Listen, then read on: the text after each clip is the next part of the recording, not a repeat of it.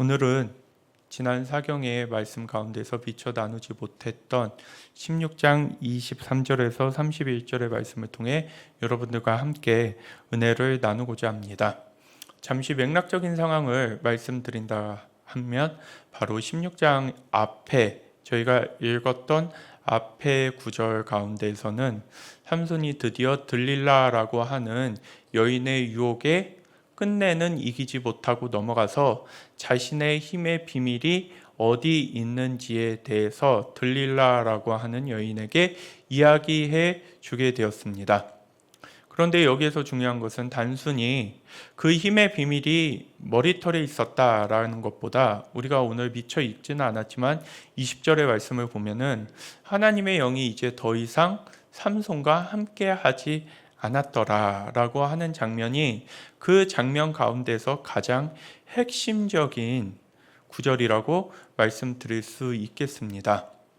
아마 세상의 사람들 가운데서도 삼손의 모습을 바라보면서 너 힘의 비밀을 얘기하면 안 돼, 그 힘을 가져야 돼, 그 힘을 지켜야 돼, 이렇게 생각을 하면서 삼손이 비밀을 이야기하지 않는 것을 바랐을지도 모릅니다.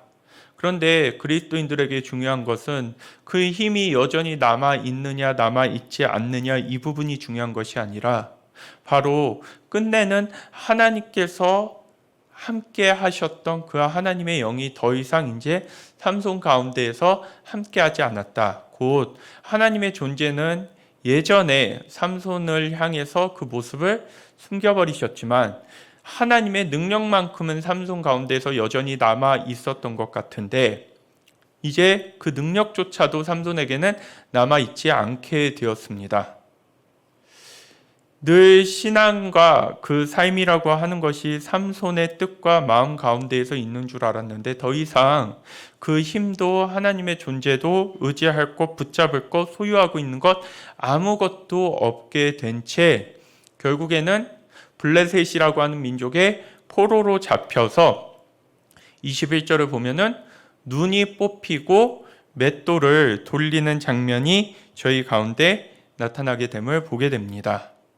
눈이 뽑혔다라고 하는 것은 굉장히 상징적입니다. 왜냐하면은 삼손은 14장, 15장에서 가장 큰 일을 저지르면서 하나님의 뜻대로 살지 못하는 모습을 보여줬을 때 그 시작점이 되었던 것이 바로 자기 눈에 예뻐 보이더라라고 하는 바로 그 눈에서 시작되었기 때문입니다. 눈이 뽑혀버린 이 삼손에게 있어서 더 이상 자기가 좋은 것이 무엇인지를 분별할 수도 없고 쫓을 수도 없는 상황 가운데 놓이게 되었습니다.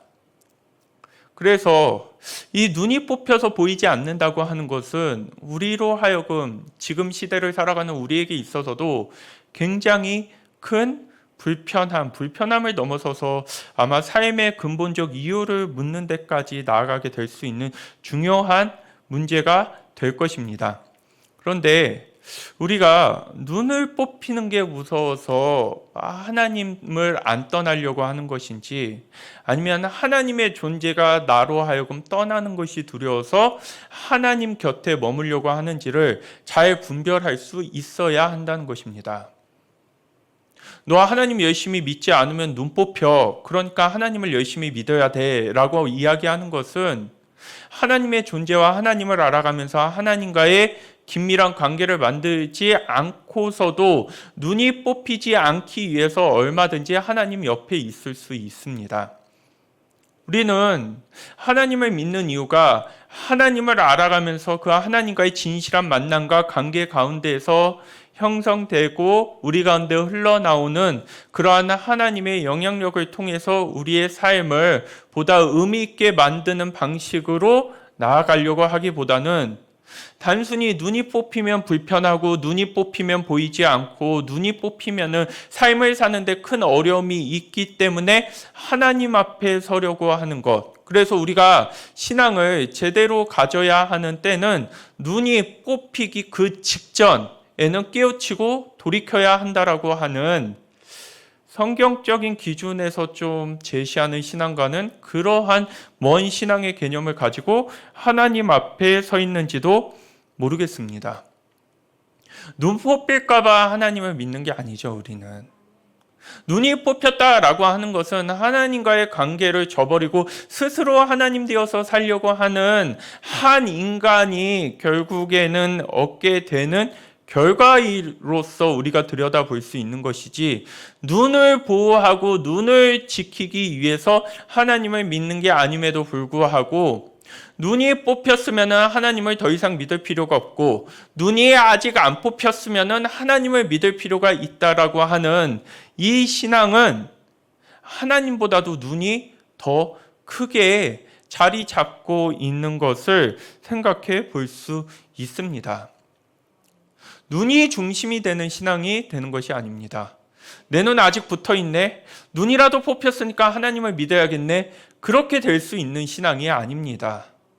나는 하나님과 어떠한 관계를 맺으면서 그 하나님과의 관계 가운데서 흘러나오는 관계의 힘이 내가 이 땅을 살아가는 데 있어서 어떻게 작용하고 나타나고 있는가. 이것이 우리 신앙생활 가운데서 핵심적이고 중심적으로 붙잡아야 하는 바이지만, 안타깝게도 우리는 우리의 눈이라고 하는 게 신앙의 핵심이 되어버렸습니다. 너 눈 뽑혔으니까 이제 하나님이라도 믿어. 그거는 하나님을 바라보는 게 아니죠. 믿을 게 없으니까 하나님이나 붙잡자. 이런 식으로 알 수 있는 하나님이 아닐 뿐더러, 너 눈 뽑히기 전에 하나님 믿어라고 하는 것은, 눈 뽑힐까봐 하나님을 믿는 것은 애시 당초에 처음부터 하나님을 향해서 건강하게 서지도 못했다라고 하는 것을 반증해 줄 수 있습니다. 눈 때문에 하나님을 믿는 게 아닙니다. 눈 뽑힌 거는 하나님의 영이 떠나고 하나님 가운데서 제대로 서지 못하는 가운데서 나온 결과인 것이지, 우리는 그 하나님 앞에 진실하고 건강하고 정직하고 하나님이 원하시는 방향을 갖고 서기 위해서 하나님을 바라보는 것이지, 먼저 눈을 보호하기 위해서, 뽑히지 않기 위해서 눈만은 지켜야 돼서 하나님을 믿는다면 그 눈이 하나님보다도 더 큰 신앙의 이유이자 목적이자 핵심적 근거라고, 그것은 하나님이 유일하시고 하나님이 절대자로서 우리의 모든 것의 존재의 이유와 또한 신앙의 궁극적 목적이 된다라고 하는 우리의 신앙의 고백에 반하는 일이라고 말씀드릴 수 있겠습니다. 하나님의 영은 떠나버리고 더 이상 하나님이 함께하지 않는 가운데서 눈이 뽑혀서 삼손이 맷돌을 돌린다라고 했을 때, 우리는 성전에 있는 어떤 큰 맷돌을 돌리는 기운이 세니까 그렇게 생각을 할 수 있겠지만, 지금 보여주고 있는 이 맷돌이라고 하는 것은 예전에 절구에 마늘 찧을 때 웅크리고 쪼그리는 모습, 그 뒷모습 기억나시죠? 빨래터에서 빨래를 했을 때, 웅크리면서 빨래했을 때 뒤에서 보는 그 모습은 빨래에 집중하고 마늘을 잘 쪄야 되기 때문에 몸을 심하게 웅크리면서 평소보다도 더 작고 왜소하게 보이는 그 모습이 지금 삼손이 보여주고 있는 모습입니다. 천하를 호령하면서 많은 여인을 거느리고 또한 그 가운데에서 본인만큼은 절대 그 힘을 잃어버리지 않고 이렇게 계속해서 다른 사람의 눈을 속이면서 자기 눈에 좋을 대로 원하는 대로 뜻대로 살 줄 알았던 삼손에게 있어서 눈이 뽑히고 그 마치 곡식을 자기 앞에 두고서 쭈그리고서 찍고 있는 이 모습은 아마 이스라엘 백성은 물론이거니와 삼손조차도 자기가 이렇게 될 줄은 전혀 생각하지 못했을 것입니다. 그런데 삼손은 이 가운데 머물러 있으면서 23절, 24절에서는 바로 이러한 장면들이 나옵니다. 블레셋 사람의 방백들이 이르되 우리의 신이 우리 원수 삼손을 우리 손에 넘겨주었다 하고 다 모여 그들의 신 다곤에게 큰 제사를 드리고 즐거워하고 백성들도 삼손을 보았으므로 이르되 우리 땅을 망쳐놓고 우리의 많은 사람을 죽인 원수를 우리의 신이 우리 손에 넘겨주었다 하고 자기들의 신을 찬양하며, 또한 25절 한 절을 더 보시면요, 그들의 마음이 즐거울 때에 이르되 삼손을 불러다가 우리를 위하여 제주를 부리게 하자 하고 옥에서 삼손을 불러내며 삼손이 그들을 위하여 제주를 부리니라. 그들이 삼손을 두 기둥에 세웠다라고 하는 장면이 나와 있습니다. 절대로 무너지지 않을 것 같던 그 삼손이 무너져서 아무런 힘을 발휘하지 못하게 되고 감옥에서 초라하게 그렇게 힘을 잃고 갇혀 있는 동안에 이 삼손을 보면서 블레셋 사람들은 결국에 이야기하는 것은 삼손이 이야기했던 그 하나님이 어디 있냐, 삼손이 이야기했었던 그 하나님의 영이 더 이상 삼손에게 존재하지 않는 것 같고, 또한 우리가 믿는 다곤이라고 하는 신, 다곤이라고 하는 신의 모습은 이제 위에는 사람, 아래는 물고기 모양을 띠고 있는 그러한 신을 가리키고 있는데요. 이 신이 삼손이 믿고 있었던 하나님이라고 하는 그 신보다도 훨씬 더 뛰어나다라고 이야기하는 것을 보여주고 있는 것입니다. 그 가운데에서 삼손을 조롱하는 것이죠. 눈이 보이지 않기 때문에 삼손에게 재롱을 피게 하거나 아니면은 삼손 앞에 장애물을 갖다 두고서 그 장애물에 부딪히면서 초라하게 쓰러지는 삼손의 모습을 보면서 쟤 진짜 나쁜 놈, 쟤 때문에 우리가 진짜 애먹었지, 우리의 곡식이 다 불태워졌지, 또한 사람들은 삼손 때문에 많이 죽고 고달픔을 얻게 되었지라는 생각을 하면서 삼손을 한없이 괴롭히며 복수하고 한풀이하는 모습을 오늘 본문 가운데서 보여주고 있습니다. 굉장히 상징적인 모습입니다. 하나님이 주신 힘은 어디 갔으며 하나님의 영은 어디 있으며, 또한 하나님은 이 가운데서 함께하지 못하신 채, 함께하지 않으신 채 이들 가운데서 조롱거리가 되어버린 이 삼손의 모습이 흡사 오늘날 교회와 목사의 모습을 보는 것과도 유사하게 펼쳐집니다. 요즘 TV를 보시는 분들은 아시겠지만 젊은 사람들에게 있어서, 또한 드라마를 좋아하시는 분들에게 있어서 정말 전 세계적으로 유행하고 있는 한국 드라마가 있습니다. 오징어 게임이라고 하는 것인데요.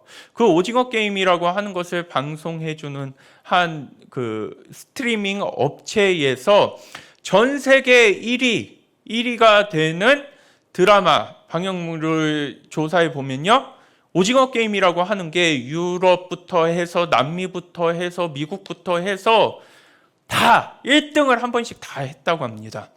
모든 사람이 보는 것이죠. 그래서 프랑스 같은 경우에는 그 오징어 게임에 나오는 그 드라마의 내용을 직접 체험할 수 있는 체험관도 사람들이 줄 서서 들어가고 있는 모습을 보여주고 있습니다. 그런데 제가 왜 이 말씀을 드렸냐면요, 여기에서도 목사가 등장하고 기독교가 등장합니다. 그런데 그 목사는 오징어 게임의 주된 내용이 뭐냐면요, 생존 게임이에요. 다른 사람들이 다 죽고 난 다음에 최종으로 남겨져 있는 한 사람이, 제가 정확한 상금 액수는 기억이 안 나는데 456억인가를 차지하는 생존 게임 가운데에서 목사라고 하는 자는 어떻게 나오냐면요, 사람들이 떨어져 죽을 때마다 하나님 나를 지켜주셔서 감사합니다. 하나님 나를 도와주셔서 감사합니다. 저들을 죽이고 저는 살아날 수 있도록 해주세요. 그러면서 나쁜 마음을 가지면서 다른 사람에게 해를 끼치는 그 일을 하고 난 다음에 항상 하나님께 기도하는 모습이 나오고요. 또한 그곳 가운데에서 사람은 나오지 않지만 이야기로서 나오는데, 한 참가자의 아버지가 목사였는데 그 목사는 딸을 겁탈하고 친딸을 겁탈하고 엄마를 마구마구 패면서 결국에는 그 딸이 아버지를 죽이고 난 다음에 갈 곳이 없어가지고 그 게임에 참여한다라고 하는 설정이 되어 있을 때, 기독교 안에서는 야, 우리를 어떻게 이렇게까지 폄하시킬 수 있냐라고 하지만 세상은 들은 척도 아랑곳하지도 않습니다. 와, 한국의 기독교 종교를 갖고, 그것도 정확히 카톨릭이 아니죠. 개신교죠. 개신교의 목사와 개신교 신앙인들은 저런 식으로 하나님을 믿는구나라고 하는 것들이 전 세계에 방영되었을 때, 왜 드라마라고 하는 것은 현실에 가장 가깝게 만들어야 설득력 있고 사람들이 보게 된다라고 하는 드라마의 속성을 생각해 봤을 때, 그게 우리의 현 주소라는 것이죠. 평소의 교회 모습이네, 평소의 목사 모습이네 라고 할 수 있는 그러한 인식을 가지면서 그 모습들이, 그래서 그 목사가 죽었을 때 너무 통쾌했다, 그 목사가 죽었을 때 너무 짜릿했다 라고 하는 장면들이 나타났을 때 어느 누구도 교회를 반박해 주지 않더라고요. 교회 원래 그런 곳이 아니야, 목사는 그런 사람이 아니야 라고 하지 않고요, 자연스럽게 일부분으로 받아들이면서 도리어 그 게임 가운데서 가장 중요하게 여기는 가치는 사랑, 협력, 믿음, 조화. 그런데 그러한 가치들은 다 기독교에서 핵심적으로 중심적으로 예수님께서 말씀하신 가치인데, 목사에게서는 그것을 배울 수 없고, 목사든지 뭐든지 신은 전혀 믿지 않는 사람에게서 도리어 그러한 모습들이 나타나는 것을 제시해 주면서 지금 교회가 어느 정도의 위치까지 전락하게 되었는지를 아주 선명하게 들여다볼 수 있었습니다. 좋은 일을 하면서 얼마든지 저희는 욕을 먹을 수 있습니다. 그런 일로서, 좋은 일로서 우리가 욕을 먹고 비난과 조롱을 당하면은 그것은 이상하게 여길 것이 전혀 아니다라고 우리 베드로전서 가운데서도 나와 있습니다. 그런데 안타깝게도 나는 아니에요 라고 하기에는 우리는 어느 순간부턴가 종교는, 교회는, 기독교는 그러한 인식을 갖게 되는, 좀 더 정확히 얘기하면 개신교겠죠. 그런 인식을 갖게 되면서 설령 그것이 과장되고 조롱받는다 할지라도 어느 누구도 교계의 목소리 같은 것을 들어주지 않습니다.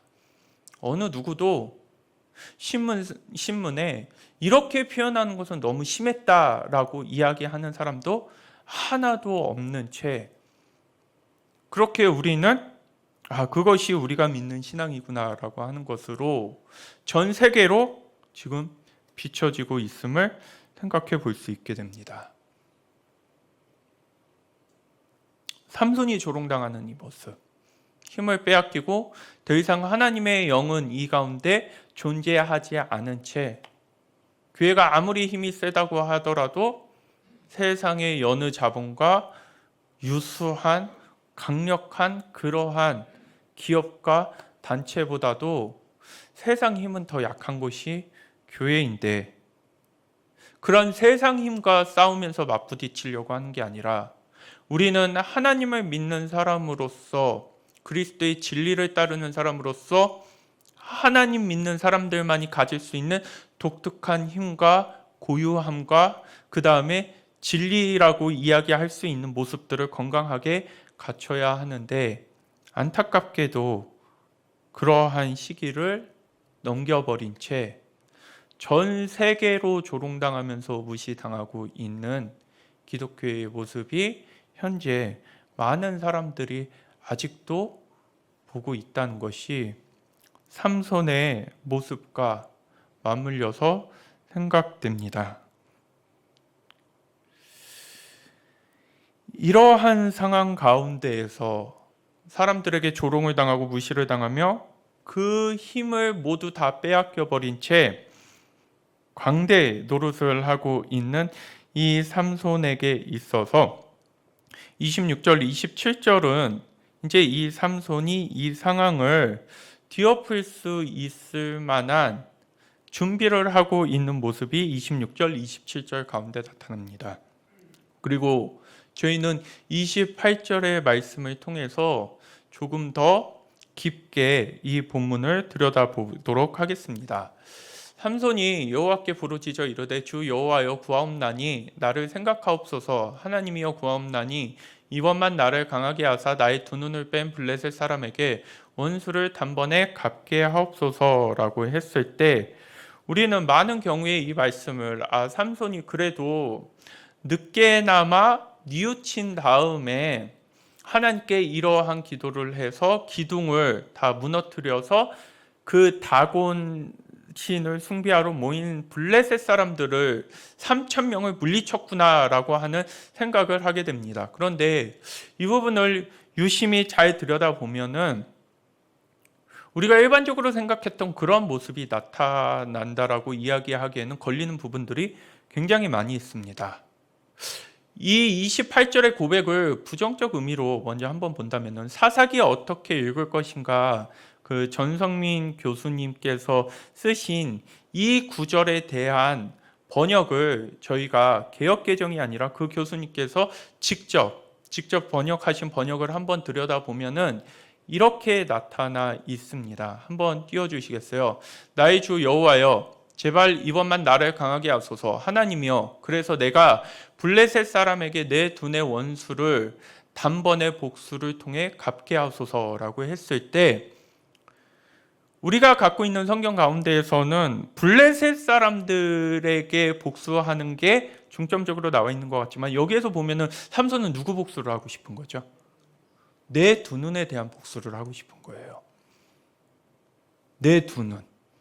야, 너희 같은 얘들이 내 힘 밑에서 쭈그리면서 내 눈치만 보면서 제대로 나를 쳐다보지도 못하는 애들이 이제 나를 조롱하고 나를 무시하면서 그렇게 골탕 먹이는 모습들 가운데서 자신의 자존심이 얼마나 상했을까요? 야, 이렇게 사는 게 맞는가? 한때 천하를 호령했던 내가 기운으로 치자면 힘으로 치자면 어떤 누구도 함부로 하지 못했던 내가 이렇게 살아봤자 무슨 의미가 있냐? 너무너무 분하다. 너무너무 이 상황이 분하기 때문에 삼손은 마지막에 있어서도 하나님의 뜻과 하나님의 명예를 제가 마지막까지 이 마지막 지점에서는 지킬 수 있게 해주세요 라는 마음으로서 요청한 것이 아니라 자기 두 눈을 빼앗기면서 조롱당하고 있는 현재의 상황에 대한 억하심정과 분노, 그 원수를 내가 단번에 복수를 통해 갚게 하소서라고 했을 때 여기에서 또한 하나님께 부르짖는다라고 하는 단어를 이스라엘 백성들의 간절함 가운데서 살려달라고 하나님께 부르짖는 단어가 히브리서에서는 자크라고 하는 이 히브리어로 자크라고 하는 동사가 쓰이는데 만약 삼손이 하나님을 향한 진정한 부르짖음과 간절한 부르짖음을 통해서 하나님을 찾았다라고 하면은 똑같이 자크라고 하는 동사를 써야 되는데 자크가 아니라 카라, 부르다, 카라라고 하는 동사를 쓰는데 이 카라가 어떤 때 또 쓰였냐면요. 바로 15장 에나꼬레에서 하나님을 부르짖을 때 썼던 동사를 다시 반복해서 여기 쓰고 있다는 것이죠. 그럼 15장에서는 어떤 의미로 불렀을까요?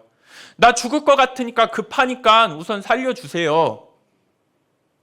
하나님의 뜻대로 사는 거 하나님의 이런 거 관심 없고 아무튼 나 힘들고 어려우니까는 살려주세요. 나 여기에서 목말라 죽으면은 하나님 망신이에요. 하나님 창피당해요. 그러니까는 나 살려주세요라고 외쳤던 것처럼 여기에서도 마찬가지로 나 이렇게 창피하게 사는 거 더 이상 견딜 수가 없어요. 나 참을 수가 없어요. 그러니까는 차라리 저들하고 같이 죽을 테니까는 누구를 위해서요?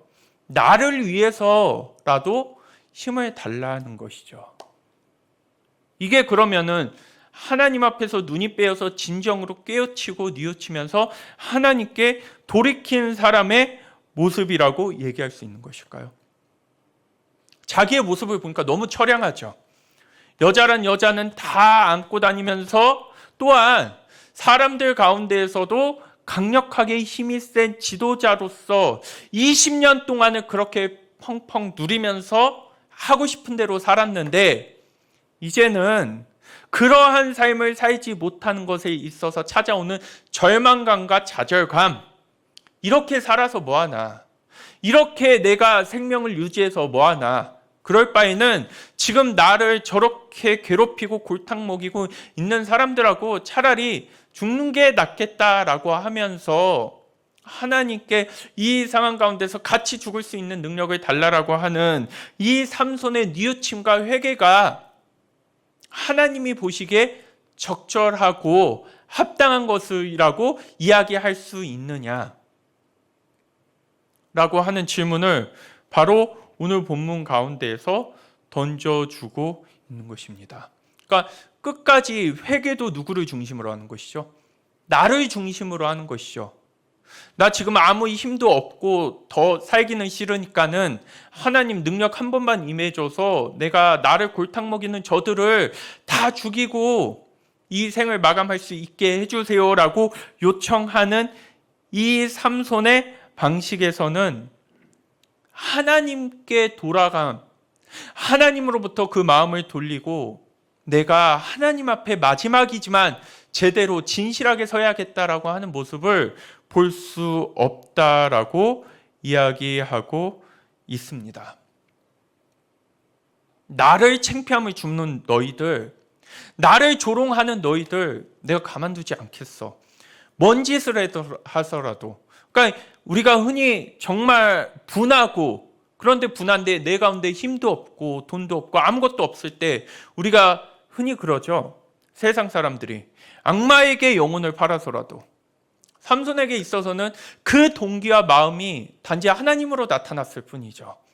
부를 수 있는 신이, 익숙한 신이 하나님이어서 야, 누가 되든지 좋지만 아무튼 힘만 줘가지고 이 비참한 생을 마감하고 저들을 골탕 먹이며 죽일 수만 있다라고 하면은 그게 누구든지 괜찮다. 야, 하나님 그렇게 해서라도 나는 내 복수를 갚고 싶어요. 나는 내 억울함을 하소연하고 싶어요라고 하는 이 모습이 전혀 하나님이 중심이 되어서 마음을 돌이키고 회개하며 하나님을 향해 나아가는 모습으로서 나타나지 않는다는 것입니다.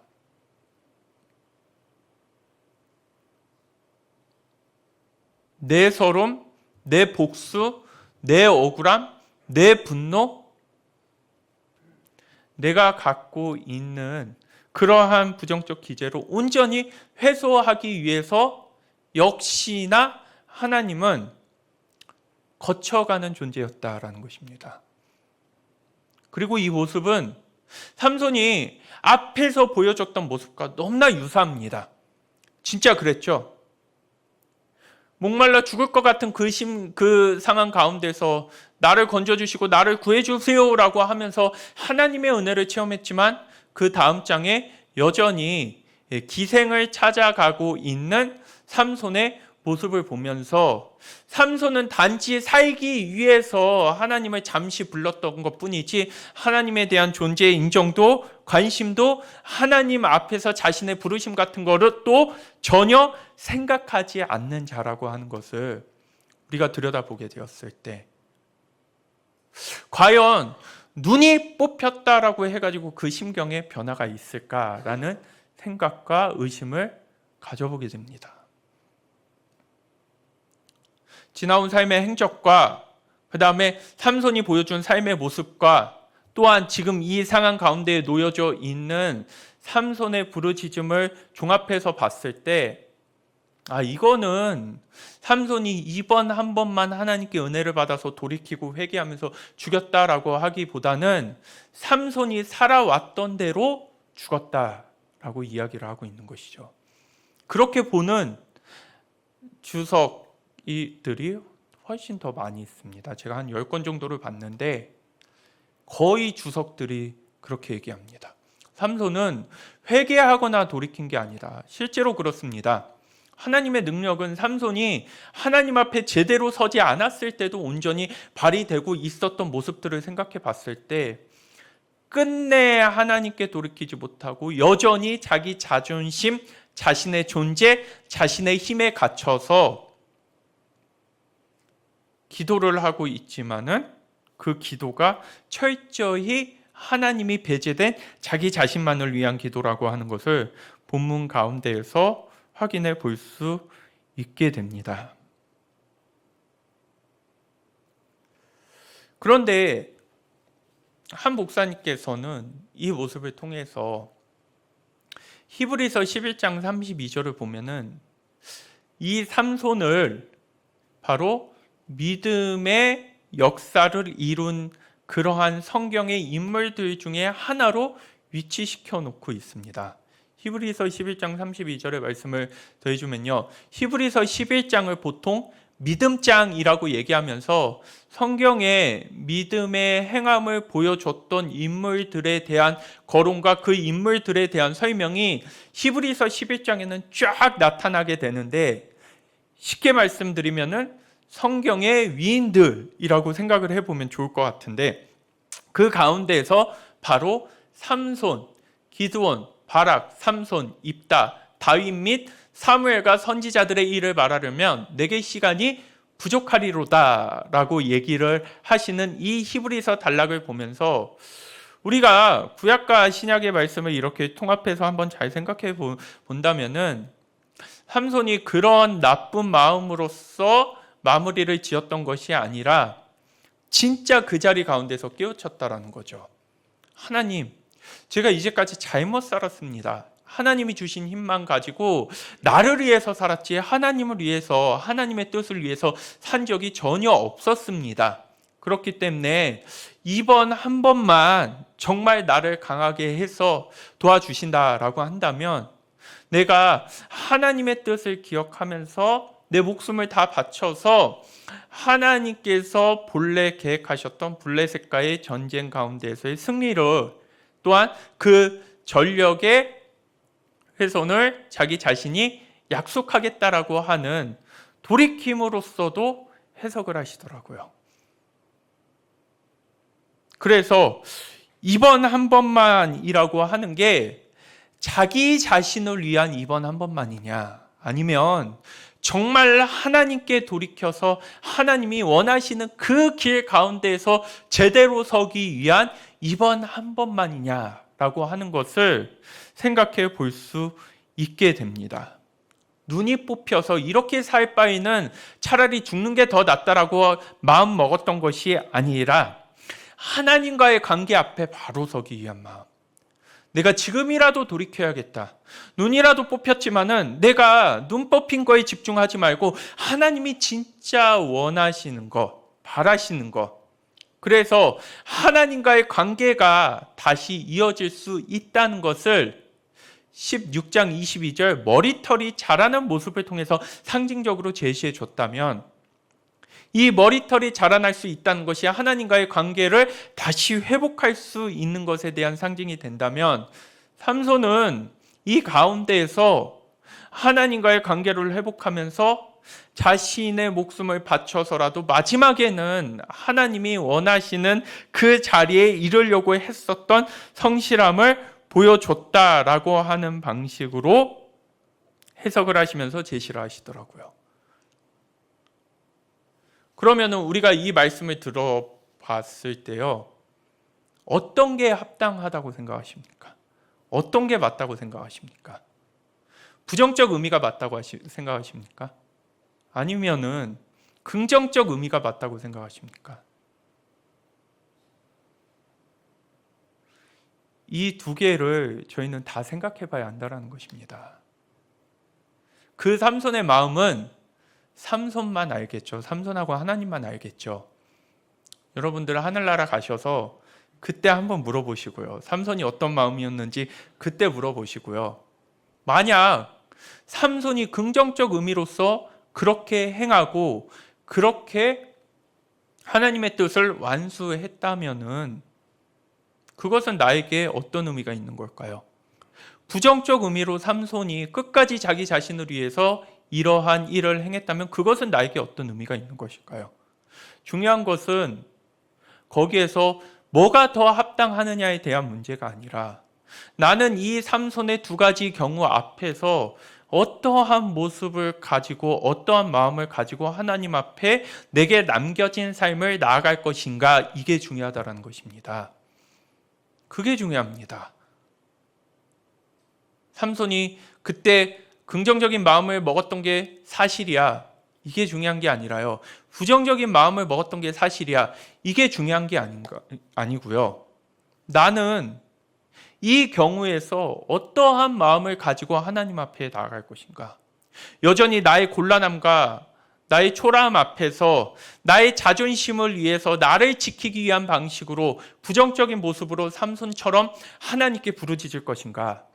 아니면은 내가 이제라도 정말 하나님께 중심되는 것과 진실된 것을 돌이킴으로 인하여서 정말 하나님께서 받으시고 원하시는 전한 회개를 이뤄내겠다라고 하는 것, 이게 중요한 것일까요?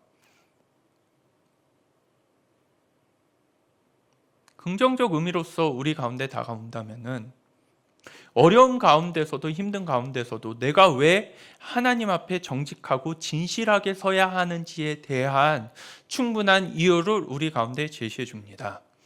결국 우리는 우리 삶 가운데서 벌어지는 일들이 우리 인생 가운데서 가장 중요한 게 아니라 하나님과의 관계가 중요하기 때문에 일은 안 될 수 있고 내가 원하는 대로 성취되지 않을 수 있고 놓칠 수도 있지만 하나님과의 진실한 만남과 교제라고 하는 것은 선택하는 것이 아니라 하나님의 자녀로서 반드시 이뤄야 하는 것이기 때문에 눈이 뽑혀서라도 내게 남겨진 삶이 더 이상 화려해 보이지 않는다 할지라도 하나님 앞에 바로 서야지, 이러한 마음을 가지게 될 것입니다. 그런데 부정적 의미라고 한다면요,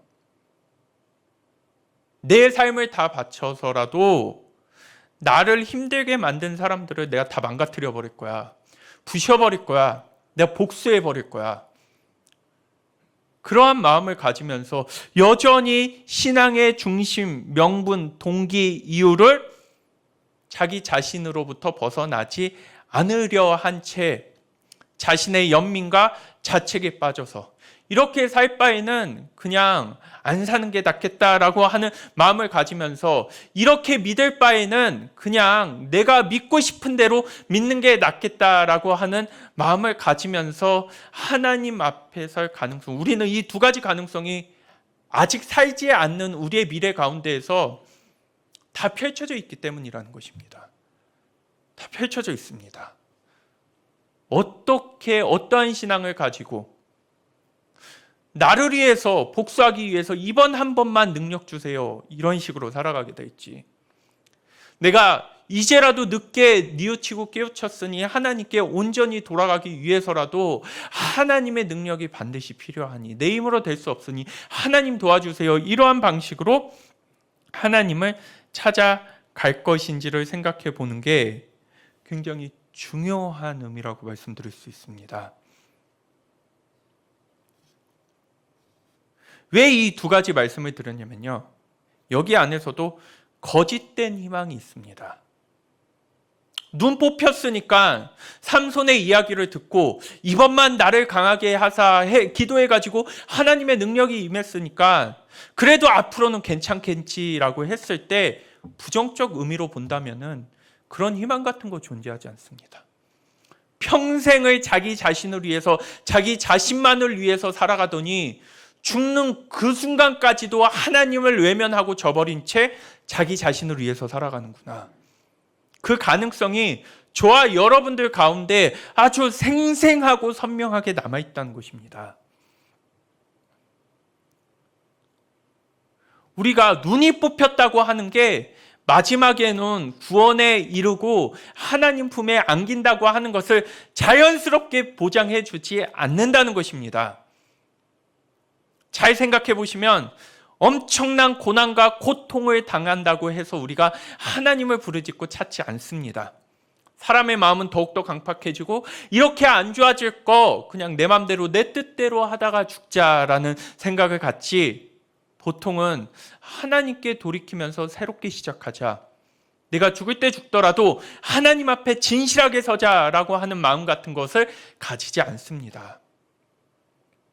가히 고난이라고 하는 게 마음에도 없었던 하나님을 세워주지 못하는 게 아니라 더욱더 우리를 안 좋은 길로도 이끌 수 있는 양면성에 대해서 우리는 생각해 볼 수 있어야 합니다. 눈이 뽑혔으니까 그 다음에는 그럼에도 불구하고 하나님의 도우심을 통해서 우리가 구원받고 아니 받고 그래도 하나님의 보호하심을 받겠지, 아니죠. 부정적 의미로 본다면은 이제까지 자기 자신을 위해서 탐욕적으로 악착같이 살았던 사람이 죽음의 자리 앞에서도 여전히 그 길을 버리지 못하고 그 뜻을 저버리지 못하고 자기 자신이 주인된 삶을 포기하지 않는 모습을 보여주고 있습니다. 나 억울하니까 힘줘요. 나 복수해야 되니까 힘줘요. 나 이렇게는 살기 싫으니까 힘줘요. 나 어떻게 해서든지 저들에게 마지막 내 자존심은 지켜야 되니까 힘줘요 라는 식으로 신앙이 눈이 뽑혔다고 해서 그 다음에 축복이 자연스럽게 임하는 그러한 차원이 아니라는 것이죠. 끝끝내 파멸을, 영원한 파멸을 향해서 달리는 삼손의 모습을 보면서 우리가 지금 눈이 뽑힌 상황에 있다 할지라도 안도할 수 없는 것은 바로 이러한 모습 때문입니다. 눈 뽑혔으니까 너 눈 안 보이지. 그러니까 너에게 있어서는 자연스럽게 구원의 길을 약속해 줄게 라는 식으로 신앙을 제시하지 않으십니다. 그 상황에서 나는 하나님을 붙잡을 수 있을 것인가? 그런데 쉽지 않겠죠. 힘이 넘치고 눈이 보이고 자기 뜻대로 할 수 있는 상황 가운데서도 하나님을 제대로 붙잡지 않는 자가 눈이 뽑힌 초라한 상황 가운데서 하나님을 제대로 붙잡으려 한다면은 진짜 하나님의 존재 그 자체를 들여다보면서 마음의 중심에서 자기 자신이 변하려 하는 분명한 하나님을 향한 마음이 없다면 여기에서 눈 뽑혔다고 자연스럽게 구원을 이뤄준다라고 하는 모습을 보여주지 않습니다. 거짓된 희망인 거죠. 비록 그런 어려움은 있지만 앞으로는 잘 될 거야. 큰 위기를 넘겼으니까 앞으로는 별 문제가 없을 거야 하는 것들이 우리 가운데 있어서 신앙이 주는 위안이라고 생각할 때 있지만 우리가 갖고 있는 일반적 통념에 기반한 신앙을 여기에서는 완전히 뒤집어 버립니다. 설마 이 지경까지 갔는데 하나님을 저버릴 수 있겠어? 안 믿을 수 있겠어? 아니요. 부정적 의미로 얘기하면 삼손은 이 지경까지 가서도 저버립니다. 딴 건 모르겠고요. 나는 나 자신을 위해서 살 거니까요. 나는 온전히 내가 중심이 되니까 내 소원 들어주고 내 간청 들어주라고 했을 때 이 다곤 신전이 무너진 것으로 하나님이 역사하셨다. 기도를 들으셨다. 하나님의 이 삼손의 기도를 받으셨다라고 우리가 생각할 수 없는 이유는 앞에서 이미 다 확인을 했죠. 하나님과 전혀 상관없이 살았음에도 불구하고 좋은 일들이라고 하는 것들, 하나님의 말씀하신 약속들은 간간히 계속해서 이루어지는 모습들을 봤기 때문에 여기에서도 하나님께서는 삼손이 온전히 회개하고 돌이켜서 신전을 무너뜨릴 수 있는 힘을 줬는지 아니면 삼손과는 전혀 상관없이 하나님은 하나님 일을 하셨는지 결과로 판단할 수 있는 문제가 아니라는 것을 생각해 볼 수 있게 됩니다. 그러면서 우리가 여기에서 생각해 봐야 하는 게 있다면요. 삼손의 입장, 삼손이 처해 있는 이 환경 가운데에서 삼손은 두 가지 일을 할 수 있습니다. 삼손이 하나님 앞에 바로 섬으로 인하여서 지금 상황에서 할 수 있는 일이 있고, 삼손이 지난날에 살아왔던 삶의 방식으로 하게 되는 일이 있습니다. 과거의 습관, 과거의 쓴뿌리, 과거의 가치관을 통해서 지금 눈이 빼어진 이 상황에서 부정적 의미로 나아간 삼손의 행위를 생각해 본다면은 그는 예전에도 했었던 일을 반복하게 되는 것이죠. 삼손은 자기 자신이 갖고 있는 기존의 가치관과 생각을 통해서 자기 자신이 예전에 했던 일을 다시 반복하게 되는 하게 되는 일을 택하게 되는 것이지만, 하나님 앞에 마음을 돌이키면서 그 신앙을 돌이키면서 진실하게 서려고 하는 그 과정 가운데서는 하게 되는 일을 쫓는 게 아니라 할 수 있는 일을 쫓게 되는 것이죠. 하나님이 하나님의 자녀들에게 원하는 것은 하나님 없이 살았던 과거의 옛 습관의 관성에 의해서 내가 그냥 자연스럽게 하나님 없이도 여전히 하게 되는 일 가운데 머무르는 존재들이 아니라, 하나님을 바라봄으로 인하여서 이전에는 생각조차 하지 못했던 일들에 대한 할 수 있는 일 앞에 서게 되는 것. 우리가 눈이 뽑힌 채로 여전히 뭐 할 수 있다는 것이죠. 과거의 모습을 그대로 반복하면서 살아갈 수 있다는 것입니다. 그런데 눈이 뽑힌 채로 하나님을 제대로 만나게 되었을 때 과거의 삶을 반복하면서 사는 삶이 아니라 그 상황에서 내가 할 수 있는 일을 찾아 나아가는 것. 삼손에 대해서 부정적으로 보는 것은, 삼손은 과거에 했었던 일을 지금에도 반복하고 있는 것처럼 보이기에 부정적으로 보일 수밖에 없는 것이죠.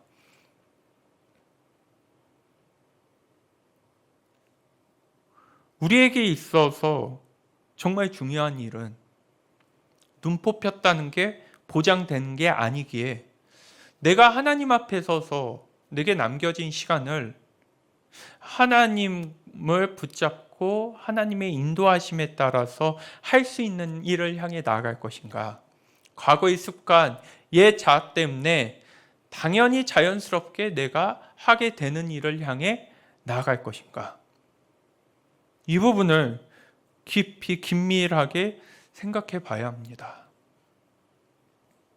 이제 우리의 사경에는 은혜 받았어, 사경에 해서 좋았어, 말씀을 들어서 너무너무 새로웠어 라고 하는 차원에 머물러서는 이 사경의 존재의 자체가 희미해집니다. 그 문제가 아닙니다. 아 맞아, 그래 나 눈 뽑혔어, 아 맞아, 그래 나 늦었어, 이것도 아닙니다. 내게 남겨진 삶을 나는 그럼 어떻게 살 것인가? 이번 한 번만, 하나님을 위해서라도 나에게 이번 한 번만 힘을 주시고 기회를 주셔서 전환을 만들어낼 수 있는, 하나님의 구원을 이 땅에서 살아갈 수 있는 그 가능성을 보여달라고 하는 기도와 요청으로서 주님 앞에 나아갈 것인가? 아니면 그냥 이왕 이렇게 된 마당에 눈보다 더 나빠질 거는 없으니까는 그냥 이렇게 살다 가지요라고 하는 방식으로 하나님과 하나님의 말씀 앞에 설 것인가? 오늘 설교의 제목처럼 이번 한 번만이라고 하는데, 그 이번 한 번만이 누구를 위한 이번 한 번만인지를 제대로 분별하고 식별할 수 있어야 합니다. 나를 위한 이번 한 번만이라고 하는 것은 과거의 반복입니다. 그런데 하나님을 위한 이번 한 번만이라고 하는 것은 분명 다른 역사와 평가를 만들어 낼 수 있습니다.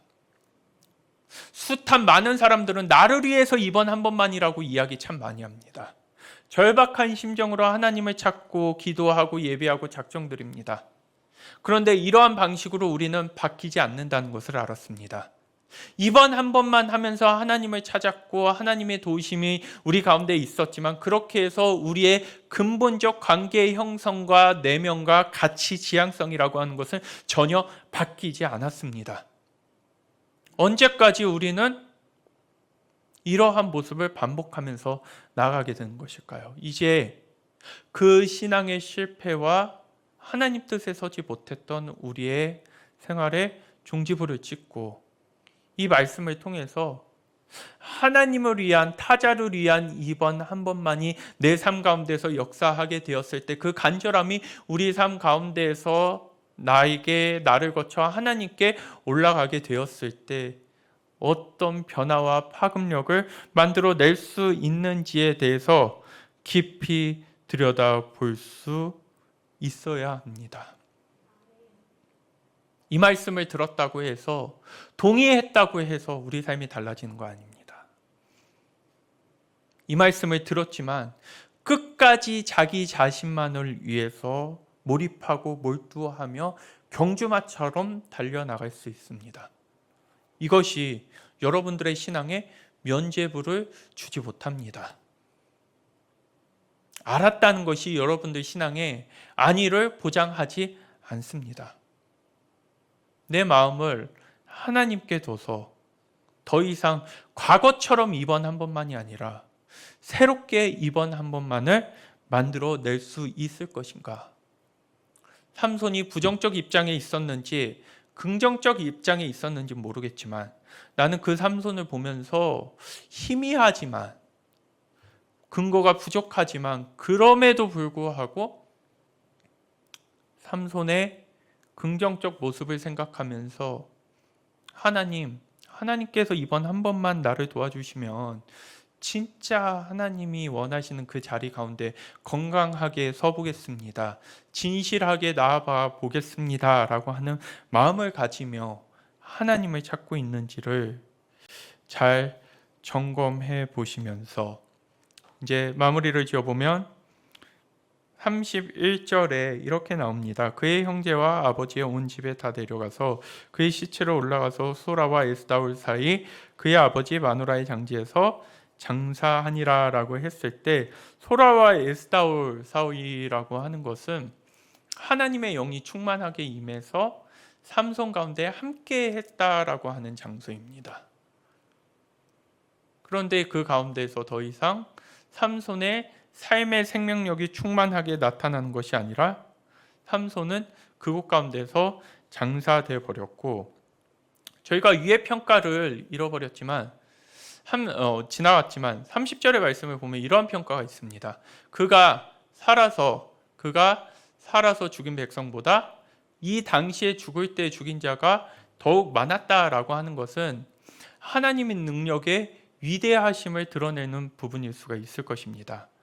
그럼 반대로 또한 뭐도 생각할 수 있냐면요, 삼손은 살아있을 때 뭐 했냐라는 거예요. 삼손은 살아있을 때 뭐 했냐. 그러면서 31절에 나오죠. 20년 동안 사사였다라고 하는 말이 계속해서 언급해 주고 있는 것은 무엇일까요? 20년 동안 아무 일도 안 했지만 아무 일도 없었었어. 20년 동안 지냈지만 유명무실하다고 하죠.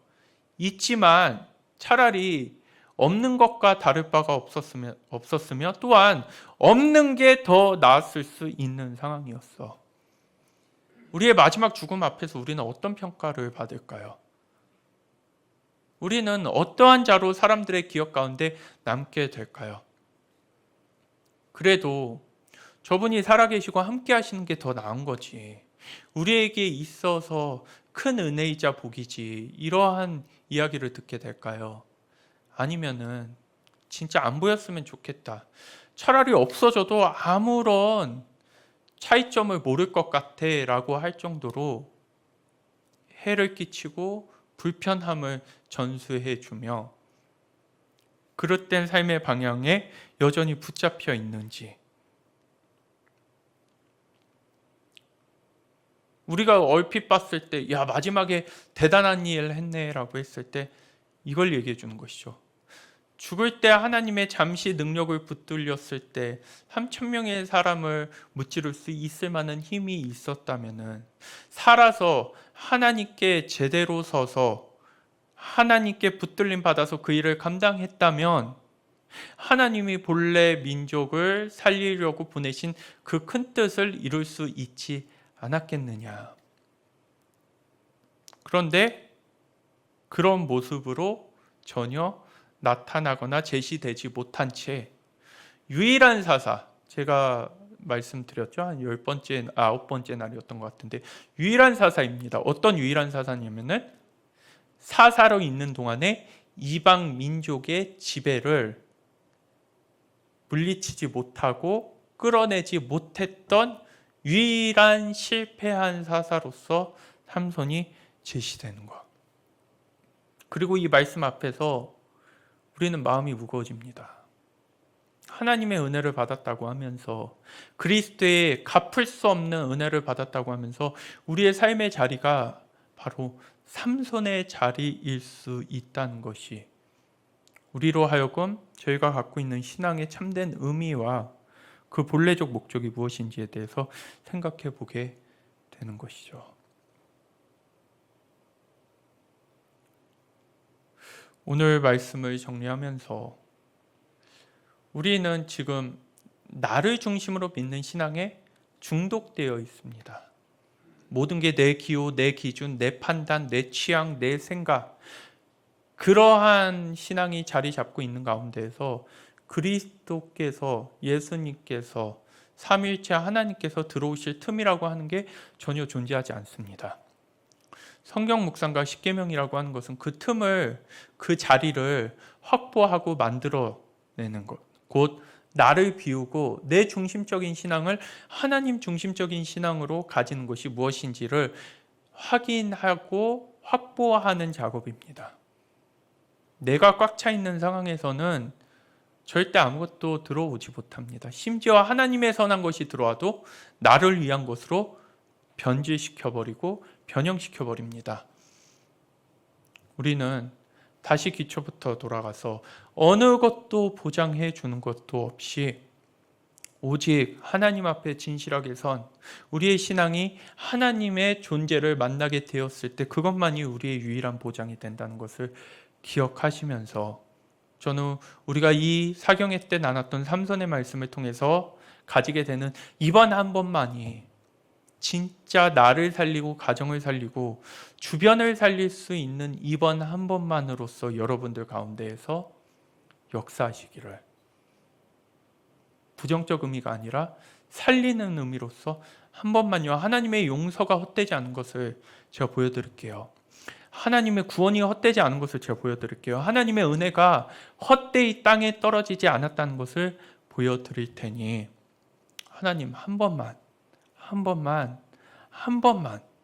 저를 도와주시고 만나주시고 함께 해주세요 라고 하면서 가능성이 희박한, 별로 보이지 않는 그 희망의 한 번만을 향해서 이 말씀을 듣고 하나님 앞에 새롭게 마음 가지는 여러분들이 진실하게 하나님 앞에 나갈 수 있으시기를 주님의 이름으로 축원드리겠습니다.